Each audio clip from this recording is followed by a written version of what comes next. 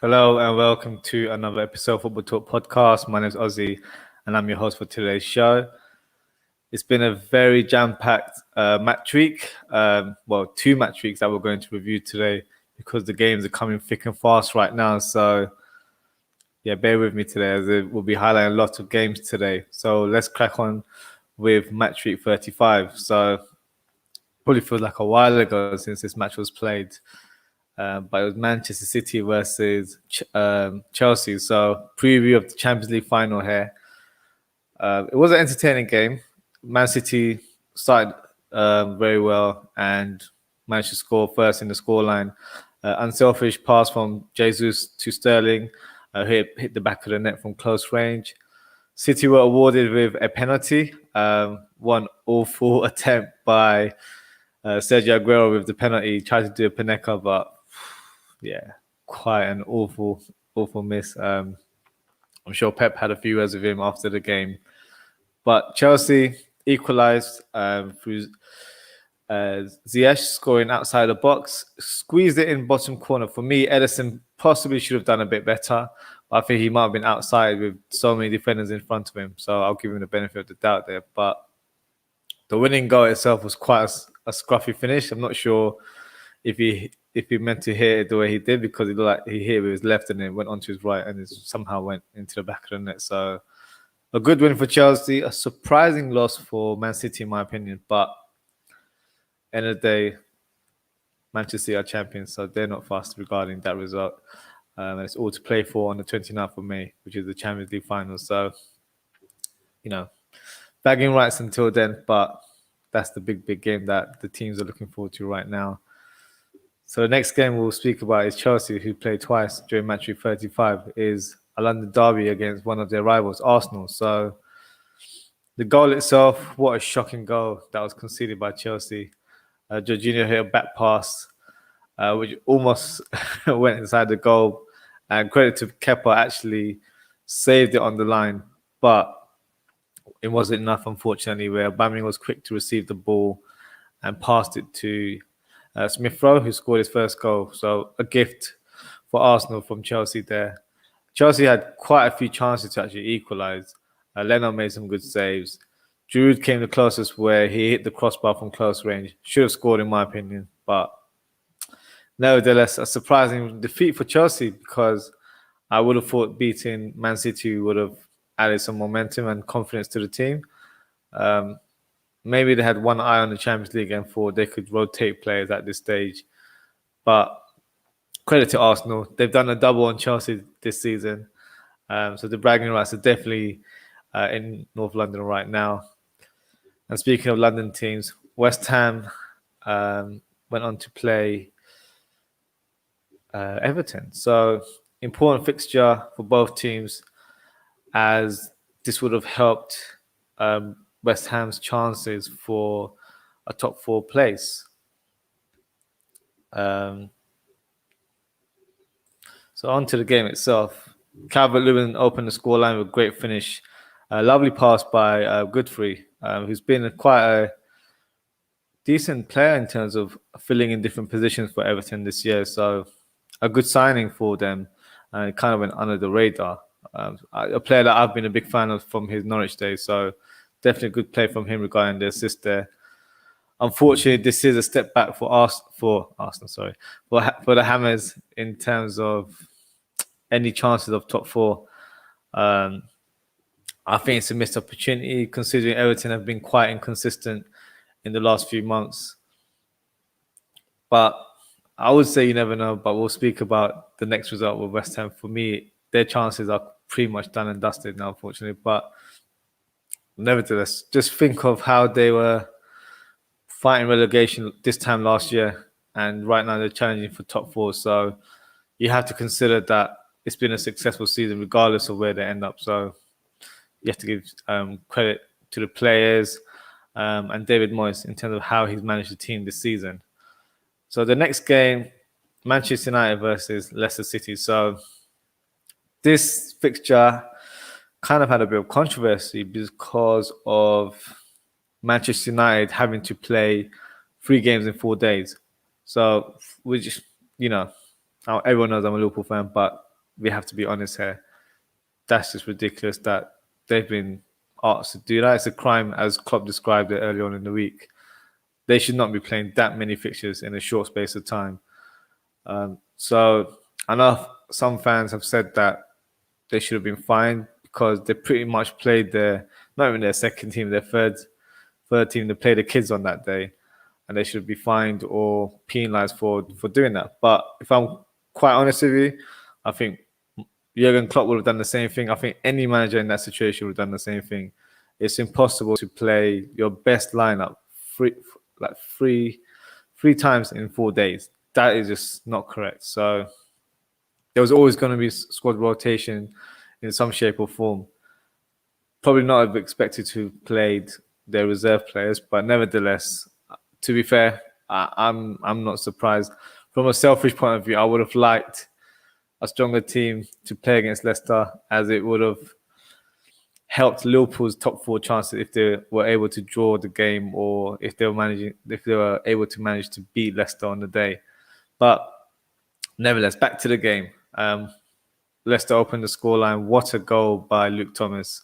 Fantastic left-foot volley into the top corner. What a sweet strike that was! Fantastic goal from the youngster there. And Manchester United were able to equalise from a great goal by Greenwood. Lovely run in the box, and nice right-footed finish. So I have a question for United fans, actually, because there's a lot of talks regarding Greenwood in terms of his best position. So I know Cavani has just signed a new contract extension. So in my opinion, that kind of has the writing on the wall that it's very unlikely that Manchester United will be signing a marquee striker in the summer. So would you play Greenwood as a number 9, as the main striker in the team? So that's my question to United fans. So let me know in the comments what you think. Me personally, I believe he should be given a chance to be the main striker at the club. I think he has all the ability to cement his place in the team. And for me, he just has natural talent. He's a great finisher. Left foot, right foot, can head the ball as well. For me, he has the potential to be a top striker. I know last season when he broke through the team, a lot of fans were saying he was a generational talent. I don't want to go that far and say that, but I do believe he has the ability to be a top striker. If I was Manchester United, I would probably give him a chance. And it's a good way to actually embed him into the team, knowing that you've got an experienced striker like Cavani on the bench. But then would Cavani be satisfied being a bench player behind Greenwood? So let me know what you guys think. But I definitely think he should be given a chance to cement his stamp on the team next year. But we'll see how that goes. But back to the game itself. Leicester were able to grab a winner with a bullet header from the Turkish defender Soyuncu. Fantastic goal that was. And a great win for Leicester City. That's the first time they've beaten Manchester United in Old Trafford, I believe, in 23 years. So a long time coming. So actually, after this defeat, Manchester City were crowned Premier League champions. So it's only right that we congratulate Manchester City. Fantastic season, well deserved, remarkable in terms of what they've achieved so far. And they could be adding a Champions League trophy at the end of it. So for me, fantastic in terms of how they've played, and exciting time for City fans that they could be getting their third trophy for this season. So yeah, exciting times for City fans there. But next fixture, Liverpool and Southampton. So Liverpool played twice due to one of our matches being rescheduled, which is against Manchester United. But this match, nevertheless, great win for Liverpool. I'll be brutally honest, this was not a very entertaining game whatsoever. It was quite lackluster from both sides. But in Liverpool's case, it was just fantastic that we got this win, as it will help us try to challenge for a top 4 place. Mane scored a fantastic header, and Thiago Alcantara scored a fantastic winner late on to seal the win for our first goal for Liverpool. So yeah, I was chuffed to see him score. He's one of my favourite players before he signed for Liverpool. So I'm glad to see him on the score sheet, even though that's not his role. But it's always nice to see a top player hitting the bottom corner there. So it's a great win for Liverpool there. So the next matchup is Manchester United versus Liverpool. So as they placed their C team against Leicester City earlier in the week, I expected a stronger lineup against Liverpool, which was the case. As regardless if this is a Premier League match or a friendly match, this always has a bit of spice to the fixture, as it's two rivals, two strong English teams going head to head. And if Liverpool managed to win this, it will certainly have shaken the top four race, and that's exactly what's happened. But what a performance by Liverpool. We were so clinical in front of goal, which hasn't been the case this season. I'll be honest, I think we could have scored a lot more goals during this game. I remember Jota hitting the post, so it could have been a good few more goals ahead of the actual scoreline. The first goal itself was quite, unlucky for Nathaniel Phillips, as Bruno Fernandes hit a shot with the outside of his foot. For me, it's actually going wide, so don't know why he's been awarded with that goal. It should have just been an own goal, but that's another debate, I guess, and it's a bit irrelevant right now. Liverpool equalised with an inventive pass from Phillips. So this was from a corner. Phillips more or less dribbled towards the opposite direction and hit a back pass into the area. And Jota was able to do a nice finish, make it 1-1, which was fantastic for Liverpool at the time. The second goal itself, beautiful pinpoint free kick by Trent Alexander-Arnold. And Bobby Firmino applies the header onto goal. Great goal. Love that free kick. And it's one of those ones where you just have to clap the team, because the defense couldn't have done much more. It was just a fantastic delivery from Trent. The third goal, I think that's an area where United fans will probably have gotten really frustrated with, especially Luke Shaw, who started dribbling with the ball, lost the ball in a very crucial area. Trent was able to hit a shot on target. Henderson more or less flapped the ball, and Firmino was able to grab the loose ball and finished it neatly into the goal to get his second goal of the game. So yeah, that definitely was a reflection of the team in terms of the defense, as they seemed quite fragile without Harry Maguire in the lineup. But Liverpool have been without Van Dijk, Gomez, Matip all season. So, not to be funny, I don't really have sympathy in regards to that, because we've had this problem all season. So United got a bit of a taste of Liverpool's misfortunes this year. The second goal itself from United was a fantastic play by Cavani, who set up Rashford really nicely through on goal, and great finish by Rashford with his left foot. And then the final goal, the fourth goal, quick counter attack. I think Manchester United were trying to gamble and get as many players into the box with a set piece, and it was just one of those ones where Curtis Jones managed to get a loose ball through to Salah on goal by himself and applied a neat finish like it was a training game. What a win for Liverpool, and that definitely puts them back into the top four race. To be fair, I was not expecting this result. I was expecting a tougher game. I would have been not satisfied with a draw, but that's what I would have predicted. But just have to put into perspective, Liverpool went with Phillips and Reece Williams as a centre-back pairing and managed to get a win at Old Trafford. That's just unbelievable, considering there's two young players there, inexperienced, and we've not done well at Old Trafford for a long, long time. Our record isn't great there, so fantastic win for Liverpool there. United, on the other hand, just weren't able to cope with Liverpool's attack and looked fragile in defence, as I mentioned earlier. So onwards and upwards for Liverpool in regards to their next fixture, which I will speak about very shortly. But before I do, I will give you my team of the week, as I always like to do. So here is my team of the week for match week 35. So I've got Dubravka in goal. For me, made some fantastic saves over the week. A player that I quite like, actually. Second choice at Newcastle. I wouldn't mind him second choice at Liverpool, to be fair, because we do need a keeper in the summer. Very reliable, good shot stopper. Definitely kept his team in the game and got the victory in the end. So fantastic performance from him. The defense itself, Thomas, fantastic left-footed goal, as I mentioned earlier. So definitely deserves to be in my lineup. Dermot scored a header. unlikely goal scorer for Newcastle, but nevertheless deserves to be in the lineup as well. Trent Alexander-Arnold, for me, fantastic performance overall. His defensive play has really improved in the last couple of months. I've been really impressed with his one-on-one situations with attackers. He's using his pace wisely in defensive positions, and he's recovering really well. If he's out of position, he manages to get the ball off the player really well.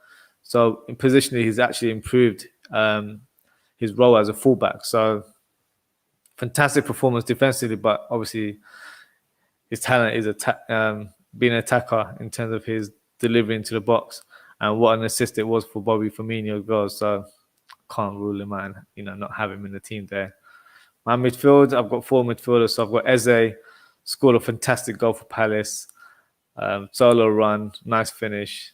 For me, one of the standout performances was Palace this year. It definitely deserves to be in my lineup for this week. Thiago Alcantara got the goal. Nothing more said, to be honest. We've got the winner for Liverpool there, so it has to be in the team. Bruno Fernandes had a good week, scored a couple goals, and deserves to be in that lineup. Pepe scored one of probably the best goals of the week in terms of his flying shot from the right-hand side. So fantastic appearance from him. So that's why I've got him there as well. Front three, Wilson bagged a couple of goals over the weekend. So very, very lively in terms of how he plays, and just changes the outlook of that team whenever he's on the field. So credit to him. Fantastic performance from him.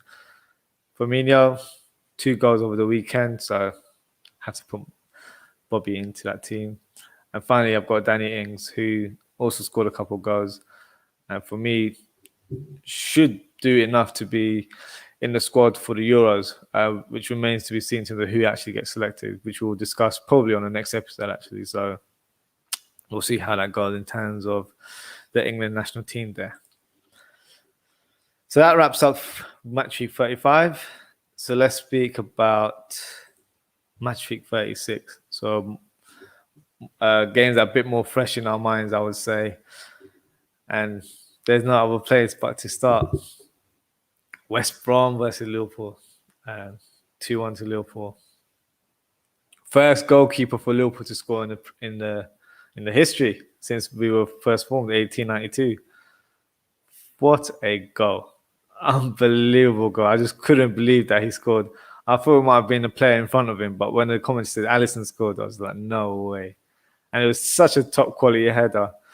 Who needs a striker now? We'll just put Alisson back up front next season. I think we're sorted in terms of our front lineup, but what a fantastic goal. At that stage as well, during the game, it felt like it wasn't going to be our day. It's the same tale of our story of the season, where we've had plenty of chances and we're just not clinical in front of goals.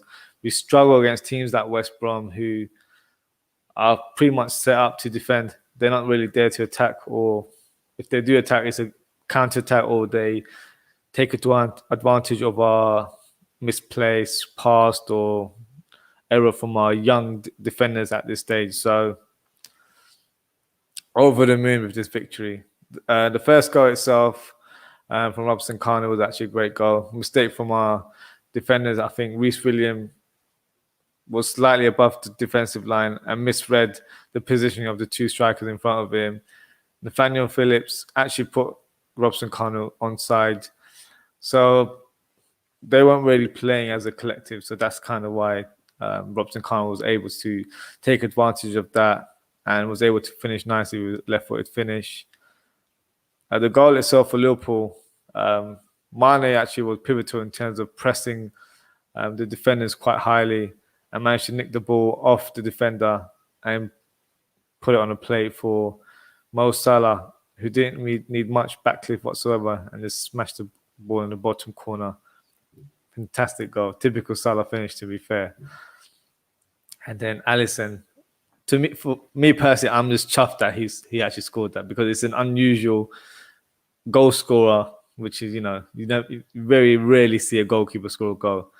But, what's happened to him off the field regarding his family and the passing of his father, I'm just over the moon for him, and I'm chuffed for him because he deserves it more than anyone else. And it was quite evident in terms of how the team celebrated that goal. Yes, we won the game, but it was more for Alisson in terms of what he's gone through. And you can tell they're a very close knitted team in terms of how they are together. So fantastic win and great performance from the team overall, and amazing goal from Alisson Becker. Yeah, probably watched that that goal a good few times over the last few days, but yeah, very, very happy with that result. So the next fixture, to be fair, I was not expecting that many goals. This was a blinding goal. Blinding game in terms of goals, 7-goal thriller, really. Newcastle opened the scoreline with a header from Kraft. Cancelo got the equaliser with a deflected shot. Bit lucky there, but nevertheless, I've been very impressive in terms of how he plays. He plays right back, left back with ease, and adds so much quality to that Man City team because he comes inside the field and kind of puts the opposition off guard in terms of how he plays. So a very, very key player in terms of Manchester City's tactics. But the second goal, what a goal by Ferran Torres. I'm not quite sure how to describe it. If it was a scorpion kick or it just seemed like an unorthodox flying backheel goal. I know that's a long description, but that's how it looked to me. What a sensational goal by the young player there. Very impressive in terms of his output, as he's been scoring a lot of goals. Hasn't started a lot of games, but whenever he does start, he does get goals for the team.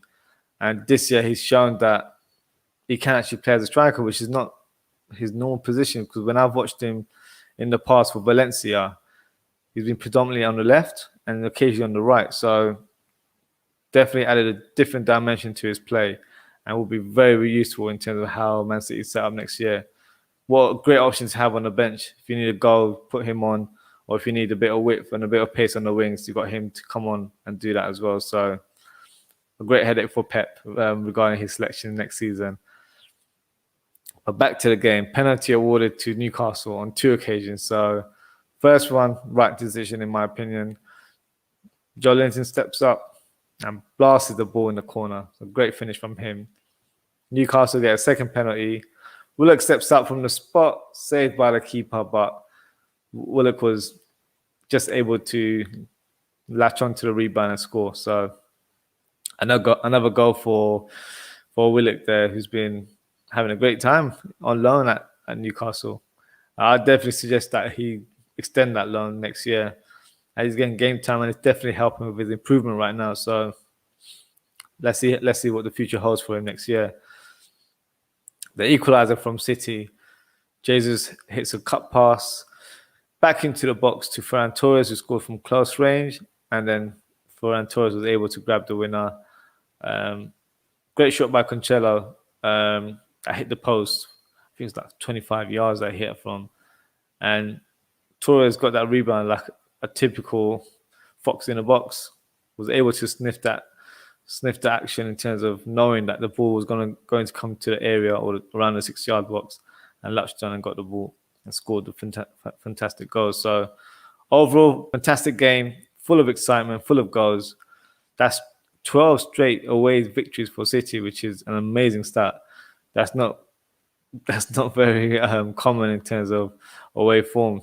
Well, credit to Man City. Regarding Ferran Torres, though, that is someone to look out for next year. I know he's had a decent first season, but for me, he will be a stand-up performer next year.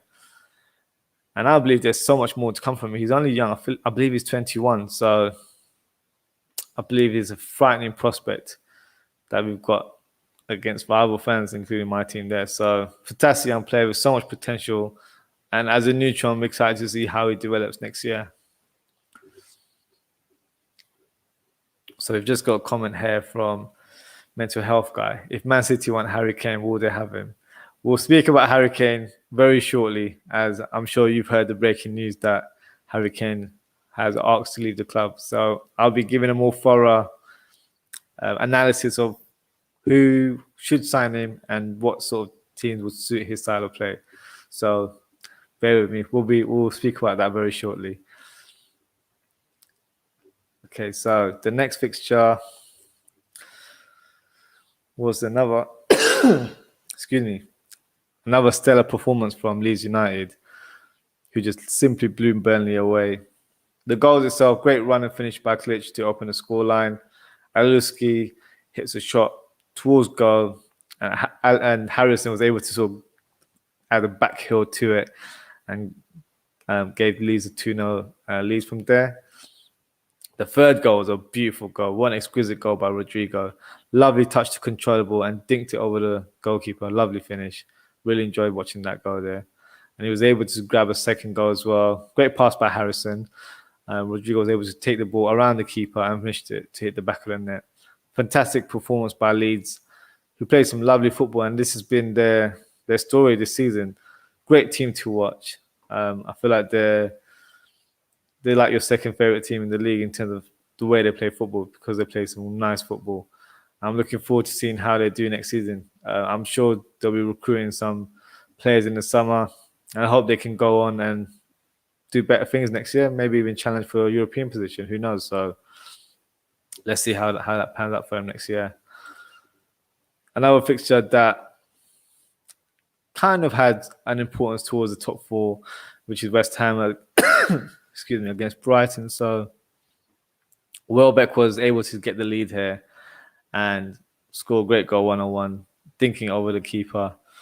But Ben Rama, a player that I really rate, scored his first goal for the Hammers. Lovely strike from the outside of the box, hitting the post and in. A good point for Brighton.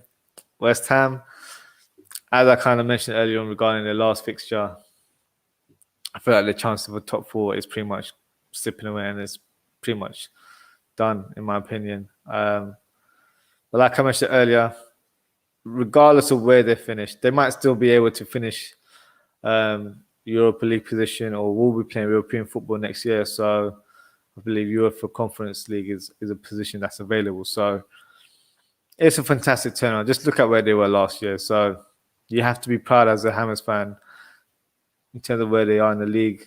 I think it caught everyone off guard regarding how well they've done.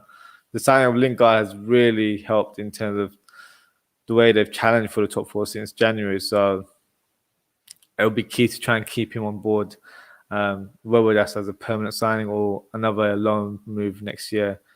But I feel like he's pivotal in terms of how they play. And maybe some maybe some additional signings that could really help with their season next year. So there's a few players I've got in mind I feel like they would probably look into, but I'll probably cover that at another episode, as I will be doing some extra content for transfer rumors. So look out for that. And yeah, we can cover and talk in more detail regarding transfer targets from there on. So one of the last fixtures is Tottenham versus Wolves. So, excuse me, Harry Kane on the score sheet as always. The second goal is quite impressive from Højbjerg, where good play from Reguilon from the left hand side, where he was hunting down that ball from the fullback there, managed to cross it in, and I believe Bale had the ball, passed it into the centre of the goal. And then Højbjerg just came from nowhere and then just did a diving, sliding kind of goal whatsoever. So, yeah, fantastic performance from Tottenham there. Obviously, probably doesn't help in terms of their top four chances. But like I mentioned in the last episode, at this stage, it's just important that they gain as many points as possible. And, you know, if they're finishing a Europa League position, it's still a good season, nevertheless. So I'm sure a lot of you would have heard, or if you haven't, Harry Kane has actually requested to leave Spurs and would like to move this summer. So the big question is, which club will sign Harry Kane this year? So let's just do a breakdown of all the teams. I think it's quite easy to say that I believe each of the top 6 teams actually need a striker. So Man City will be without Kun Aguero next season, who is set to leave on a free transfer. I believe he's close to move to Barcelona, if you believe the rumours. So they need a striker. You've got Manchester United, who have just signed Cavani on a contract extension, but have always had an interest in Kane. So it's unlikely, but I believe they would still be in a bidding war to try and get Harry Kane. Liverpool have needed a number 9 for a long, long time. So Harry Kane would certainly fit the bill there. Chelsea need a striker. Werner, who was expected to be a prolific goal scorer, doesn't look to be in that mold, in my opinion. Probably more suited playing out wide on the left-hand side. I think that suits his ability a bit more in terms of how he plays, and more effective on the wings, in my opinion. So they need a centre forward as well. I would like to say Arsenal, but I don't think Arsenal have the finance, and I doubt he would move over from Arsenal from Tottenham to Arsenal. So I think that's not a realistic move there. So all the top clubs in the league would want Harry Kane. Who do I see him signing for is an interesting question, because Chelsea would have been one, in my opinion, because of the way it's quite evident that they need a striker. So when it comes to a point where they need a top level talent, Roman tends to just wake up and just splash the cash and buy the target that the manager wants. And he's done it in the past. I don't see it happening due to the rivalry between Tottenham and Chelsea. It's not impossible, but it's very unlikely that move would happen. And I've said it in the last few episodes as well. If you watched my show, and I probably put this energy in the universe, but I think Kane would probably suit Man City. The reason I say that is because this year, especially, I think it's more noticeable this year, the way Man City have set up without Aguero or Jesus, who both have had injury spells during the season. They've played Gundogan as a false 9, or De Bruyne, or Ferran Torres. So they've been able to play great football with a false 9. Harry Kane is a special striker where he can drop off and play like a number 10, but he's unbelievably clinical finisher as a number 9. So for me, it's quite an intriguing prospect. I think for Liverpool, he would suit us as well in terms of how he plays. It's like having a Bobby Firmino type of player, but someone that can actually score a lot of goals. That's the difference. But financially, I don't think Liverpool can afford him. Remember, we're dealing with Daniel Levy, who is one of the toughest negotiators in world football, not just England or Europe, world football. So can you just imagine the transfer fee? It's going to be an astronomical fee. It's going to be salary as well. I think the teams that could afford him is Chelsea and Man City and Manchester United. I wouldn't rule them out, but I just don't see Manchester United splashing the cash, especially as they've just signed Cavani on an extension, and I think they've got their heart set out on trying to get Sancho back to England. So it'll be very interesting. Let me know what you guys think in terms of Harry Kane. I don't see him. Sorry, I have seen links with PSG, obviously, because Pochettino is there. But I don't know. I don't see that as a realistic move for him. Not because of ability or anything. I just don't think PSG would appeal to him. And it's not the strongest leagues in Europe right now.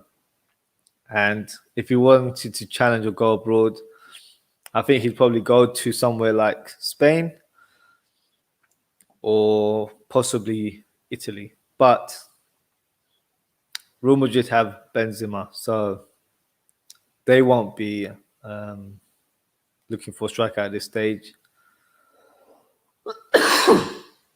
And Barcelona simply can't afford him. And I think they're trying to get Aguero, who'd probably be a better fit in terms of how they play. So it's an interesting one. It really is. I was not expecting that to be the breaking news today, considering the season hasn't finished yet. But yeah, let me know what you guys think. I think it's an interesting one. I would love to see him with Liverpool, but that's my heart speaking there. But in my head, I know that's not realistic, unfortunately. So a very interesting summer already to look forward to. Got a comment here from Mental Health Guy. Do you think Lukaku will come back to the Premier League?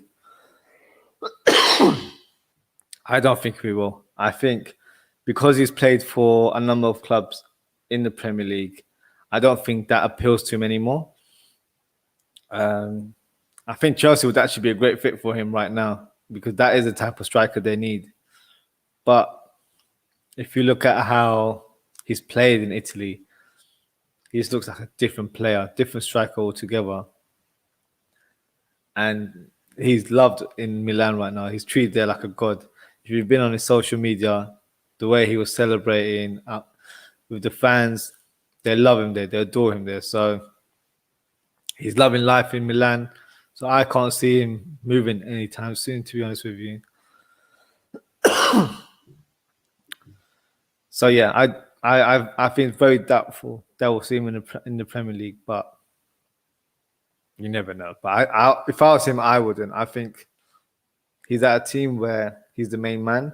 He's playing great football, so there's no reason to leave for the Premier League, where he has played there for a number of years. So it probably doesn't appeal to him as much right now. Okay, so I will do my excuse me, I got a cough all of a sudden. My match week 36 team of the week. So let me just bring that up for you guys.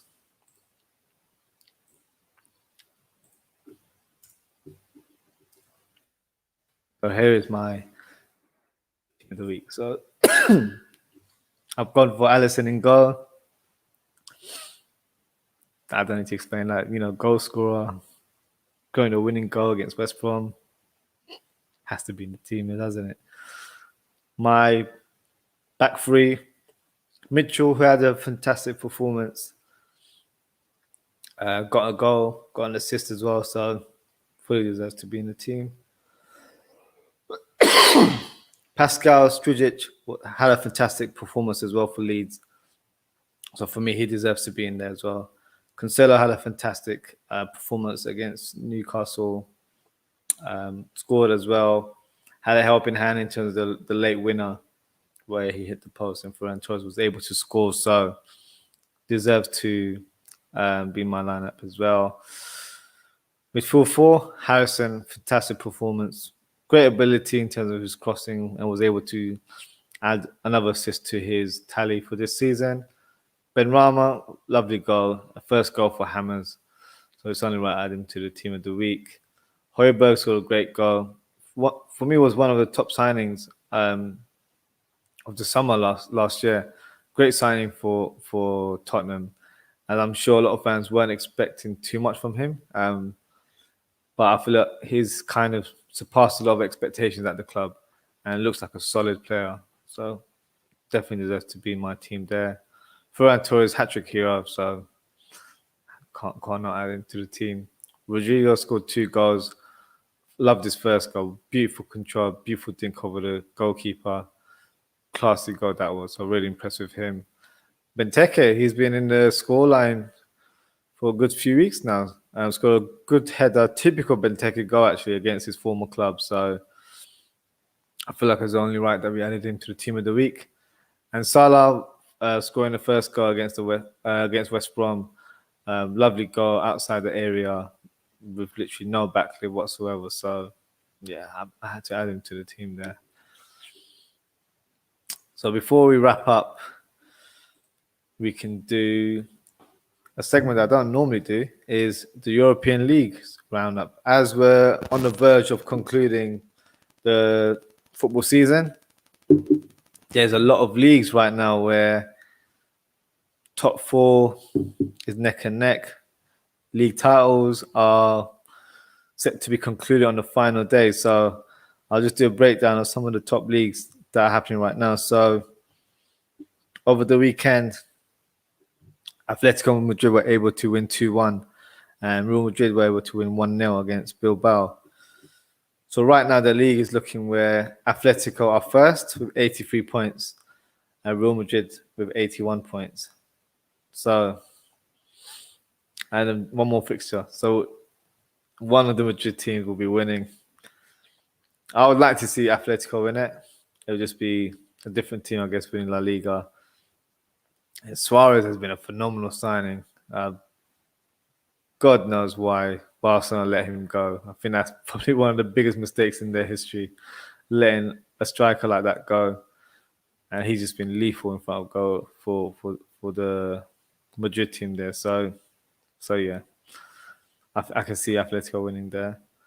Lille in the French league, unfortunately drew against Etienne over the weekend, but PSG were able to win 4-0. So one fixture remaining, and there's only 1 point gap. So that's going to be an interesting conclusion to their league. I'd love to see Lille win the league. I think a lot of neutral fans would say the same. It would just be nice to see someone else break that consistent league titles from PSG. So interesting week in the French league as well. And an Italian league, so there's a race for top 4. So Atalanta won 4-3 against Genoa. Napoli won 2-0 against Fiorentina. And Milan drew against Cagliari. So I think that's how you pronounce it. I feel like I said that wrong. And Juventus won 3-2 against Inter Milan, which is a big win for Juventus, who seem to be out of depth in terms of anywhere near top 4. But they're currently 5th and are able to get a top 4 finish with Napoli, Milan, both on 76 points in 3rd and 4th position. So 1 point between 3rd, 4th and 5th. Interesting to see how that concludes, because if Juventus don't get a top 4 finish and aren't in the Champions League next year, will Cristiano Ronaldo still be playing at the club? So he might be available in the market. So it'll be another bidding war to try and get Ronaldo into someone's team, because he might be heading towards the latter stages of his career, but he's still a top striker. So that'll be very, very interesting in terms of how those seasons conclude. So we'll probably review that on our last episode and just see who are the champions of each of the European leagues. So that'll be quite an interesting watch there. Fantasy football. So an interesting game week where not many fixtures, but high scoring for a number of participants in the team, and in particular myself. So I'm actually manager of the week with 68 points. So pat on my back there. Probably too little, too late in terms of challenging for the top spot, as I'm quite far away. I believe I'm 16th. So yeah, no use there, but a good little accolade for me for the week, so I'll take that. But next episode, as I mentioned earlier, games are thick and fast right now. So we've got match week 37 taking place tomorrow and Wednesday. Some very important games, including Chelsea against Leicester.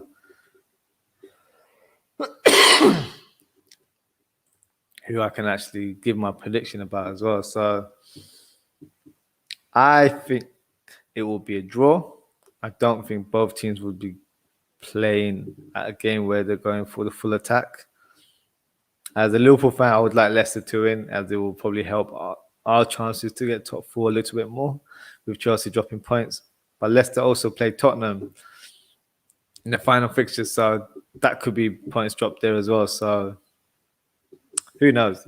At this stage, Liverpool just need to focus on winning their matches and whatever our destiny will be. So yeah, it will be a very, very interesting conclusion to the season, which we can discuss actually next week. So on Monday, 24th of May, I will be doing a viewer calling session. So the season would have concluded. So we would have known who the top 4 teams are. Well, relegation's already been more or less done and dusted now. We could talk about the other European leagues in terms of who's won their domestic league.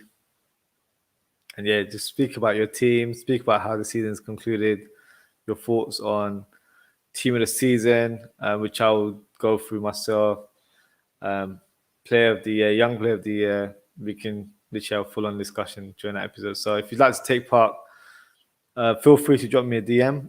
So I'm available on Instagram at ozzie.ftp, or you can follow me on Twitter and message me at OzzieFTP, or you can follow our Football Talk Podcast account at Football Talk Podcast on Instagram and Football Pod on Twitter. So yeah, that concludes us for today.